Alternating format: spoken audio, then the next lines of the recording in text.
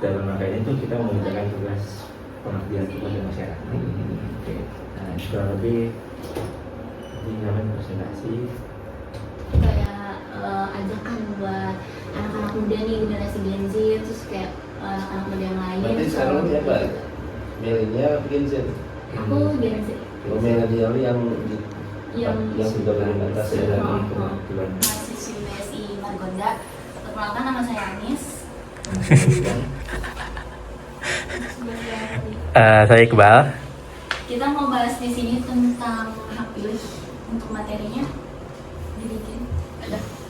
Oke, di slide pertama itu tentang kenali hak pilih. Nah, sosialisasi hak pilih dalam pemilihan umum. Di sini kita wujudkan demokrasi yang sehat. Presentasi ringkas ini dibuat untuk membantu kita memahami hak, prosedur, dan pentingnya berpartisipasi aktif. Untuk materinya di sini kita akan membahas tentang apa itu hak pilih, dasar hukum, lalu syarat dan pendaftaran, hari-H dan keabsahan, dan pentingnya memilih. Di hak pilih itu nanti kita akan ada definisi dan 2 bentuk hak pilih. Lalu nanti di dasar hukum ada rujukan konstitusi dan juga undang-undang utama. Di syarat dan pendaftaran itu kita cara cek status, daftar, dan dokumen apa saja yang diperlukan. Lalu di hari-H dan keabsahan itu kita ada alur pemungutan suara dan kriteria sah atau tidak sah. Lalu di pentingnya memilih ada dampak golput dan ajakan bertindak.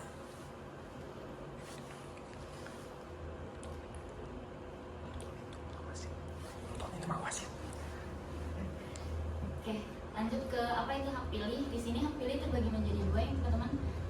Hak pilih itu ada hak aktif dan hak pasif. Hak aktif itu hak untuk memilih calon pemimpin atau wakil rakyat, dan hak pasif itu di sini hak untuk mencalonkan diri dan dipilih. Kita lanjut ke slide selanjutnya. Untuk dasar hukum, di sini hak pilih dilindungi oleh ketentuan konstitusi dan peraturan. Ada Undang-Undang 1945 pasal 1 ayat 2 yaitu tentang kedaulatan di tangan rakyat. Lalu ada Undang-Undang 1945 pasal 22E yaitu tentang pemilu langsung, umum, bebas, rahasia, jujur, dan adil. Lalu di Undang-Undang Nomor 7 Tahun 2017 menjelaskan tentang ketentuan tata kelola pemilihan umum, dan yang terakhir di Undang-Undang Nomor 10 Tahun 2016 tentang pemilihan kepala daerah. Di dasar hukum ini kita penting ya untuk membantu menuntut hak bila nantinya terjadi pelanggaran. Kita lanjut ke slide 5, yaitu siapa sih yang berhak memilih. Untuk yang berhak memilih di sini ada warga negara WNI kita sendiri, lalu untuk usia minimalnya di 17 tahun minimal atau sudah 17 tahun ya, atau pernah menikah. Status daftarnya di sini terdaftar sebagai DPT, DPTB atau DPK.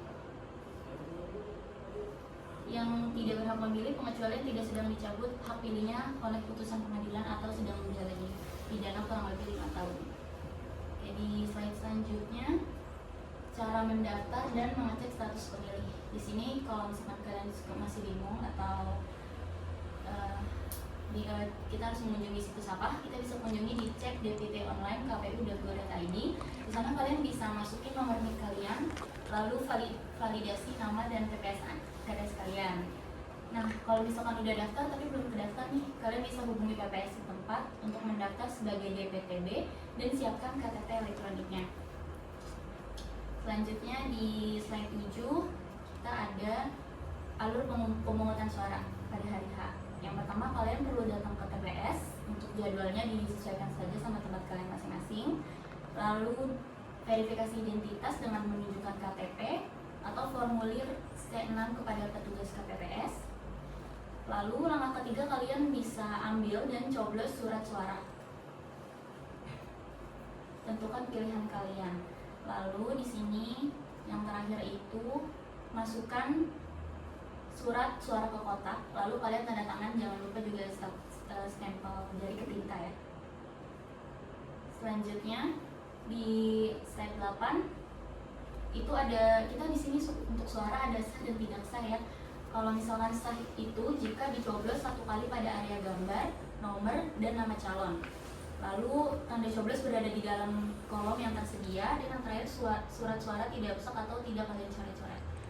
Kalau misalkan suaranya tidak sah itu di sini dicoblos lebih dari 1 kali, tanda coblos di luar kolom yang ditentukan, lalu surat suaranya rusak atau menggunakan surat suara orang lain.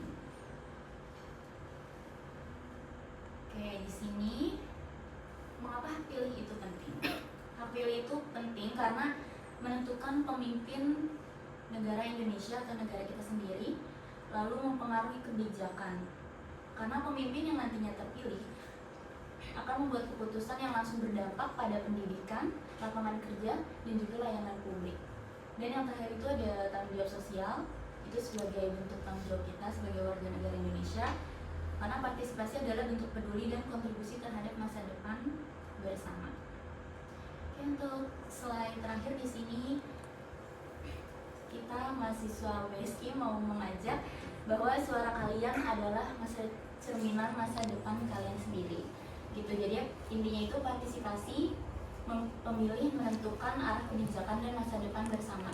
Pastikan nama kalian terdaftar, ajak orang terdekat kalian untuk datang ke TPS dan memilih dengan bijak ya teman-teman. Kalau misalkan kalian bingung, intinya tadi ya bisa cek website KPU di kpu.go.id, terus juga bisa cek DPT-nya di dptonline.kpu.go.id. Mungkin presentasi dari kita seperti itu teman-teman. Terima kasih atas waktunya. Assalamualaikum warahmatullahi wabarakatuh. Waalaikumsalam.